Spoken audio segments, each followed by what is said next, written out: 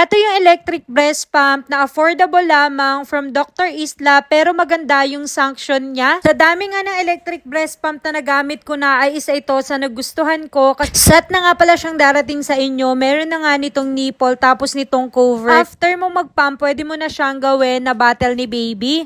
Eto yung electric breast pump na madali lang siyang i-assemble kasi konti lang yung mga parts niya. Tapos ang nagustuhan ko pa dito, wireless na rin siya. Kaya naman kung may gagawin ka ay pwede mong magawa. Dito mo lang nga pala siya i-on, tapos pwede kang mamili kung massage mode or pumping mode, and pwede mo namang pagsabayin siya na massage and pumping mode. And hanggang level 9 na nga pala siya, kaya maganda yung sanction niya. Kaya naman isa ito sa marirecommend ko. At basta gamit kasi ni baby or gamit ko, Dr. Isla yung binibili ko kasi bukod sa affordable na, magaganda rin yung quality at pang matagalan na rin. If ever naman na gusto nyo na sabay mag-pump at may budget naman kayo, dalawa na yung bilhin nyo. Kung gusto nyo rin umorder nito, ilalagay ko na lang yung link ng pinagbilhan ko nito dyan sa basket.